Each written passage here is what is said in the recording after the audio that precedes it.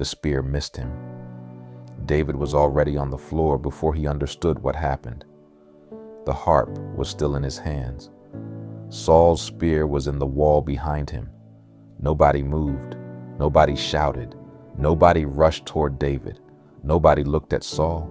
That was the part David noticed first, not the spear, the silence after it. The room had stopped around him. A servant near the door had one hand frozen against his robe. Another stood with his eyes lowered. A guard's jaw tightened once, then went still. David looked at the spear, buried deep, right where his body had been. His fingers were still wrapped around the harp. One string kept trembling, soft, then softer, then nothing. David looked at Saul. Saul was still sitting on the throne, one hand empty now. He was not shouting. He was not apologizing. He looked at the spear, then at David, then away, like the room had already moved on. David stayed on the floor 1 second longer, waiting for someone to say what had just happened.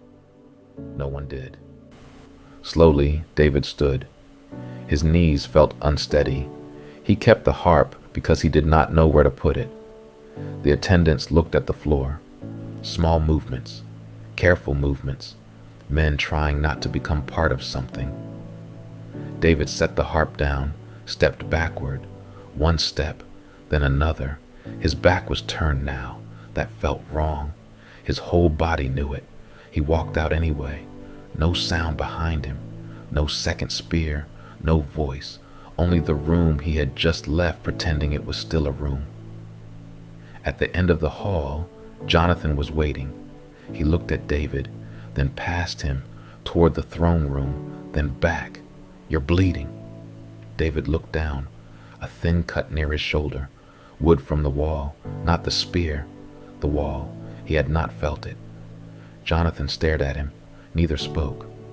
What happened? Long silence. The spear slipped. Jonathan's face changed. "No." David looked up. Jonathan shook his head. Small, immediate. "No." David looked down. Jonathan stepped closer. "What happened?" David swallowed. He threw it. Silence. "I was playing."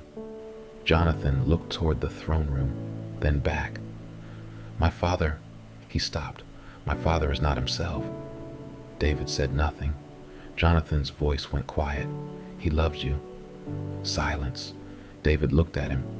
Jonathan looked away, because even he heard it. Past tense, not present. This was the third spear. David kept that inside his mouth. The first had been in this same room, same harp, same throne. He had moved before he understood why. His body had recognized it before his mind did.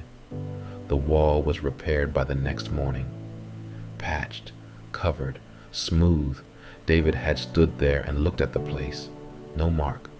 A servant had asked if he needed something.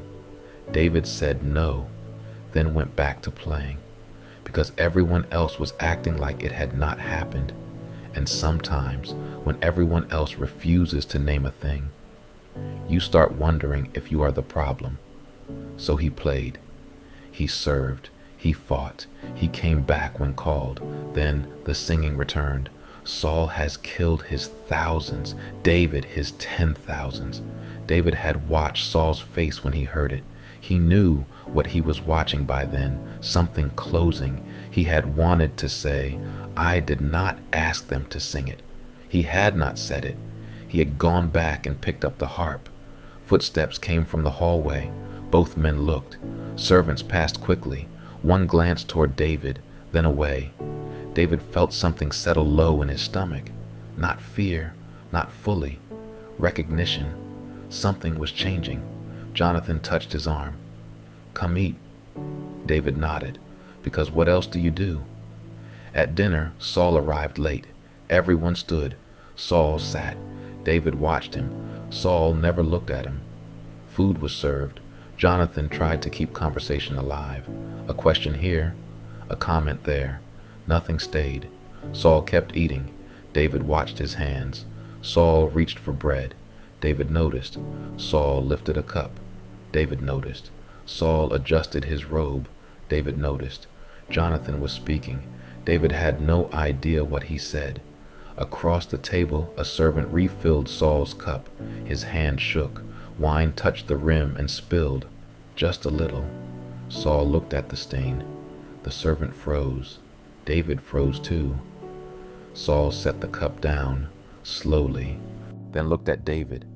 First time on meal, only a moment, then away again. The servant backed away. No one spoke. Jonathan put down his bread. David had not eaten. He gripped the edge of the table, hard. Saul stood, walked out, still without speaking to him. David watched him leave. His hands hurt. He looked down, knuckles white against the wood. Jonathan touched his shoulder. David. David loosened his grip, slowly. Everyone else had gone. Jonathan watched him. You can stay here tonight. David looked at him. Jonathan looked toward the doorway Saul had disappeared through, then back. If you want. Silence. David stared, because that sentence was strange.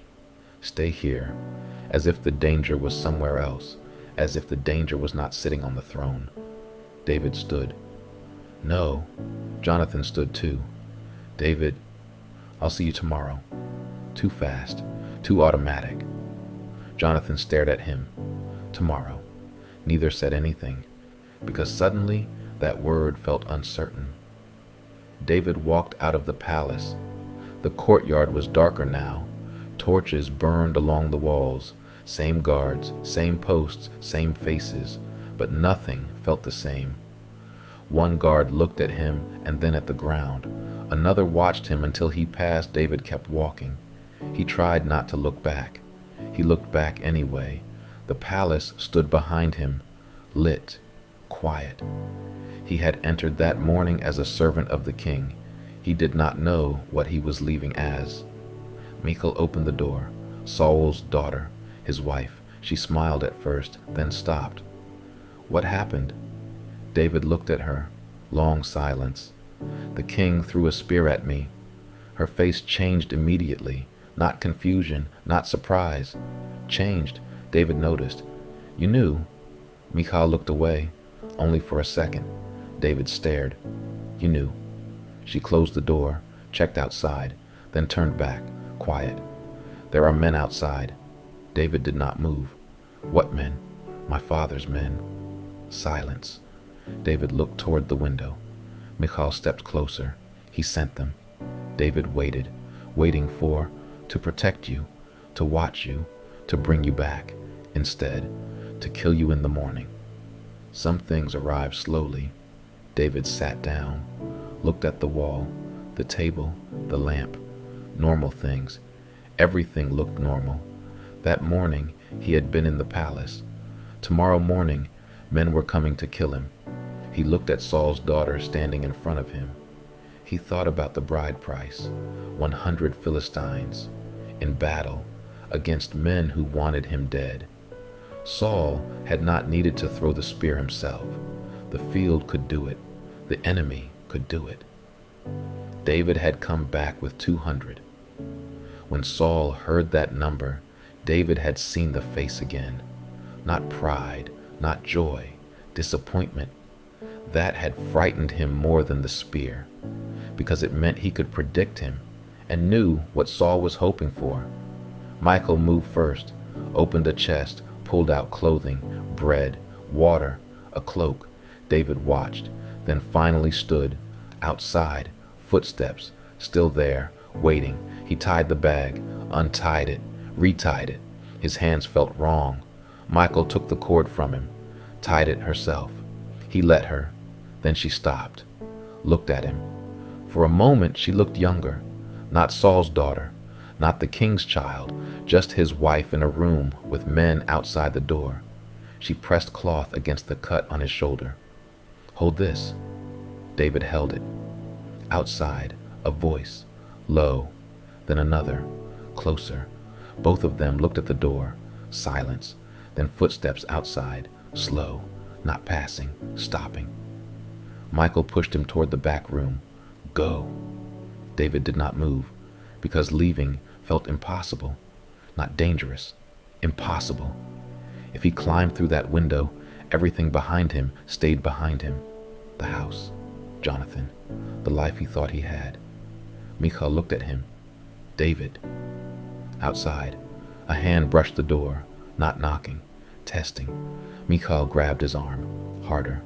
David. He looked at her, Saul's daughter, helping him escape her father. David touched her face, very lightly, then dropped his hand. She led him to the smaller window.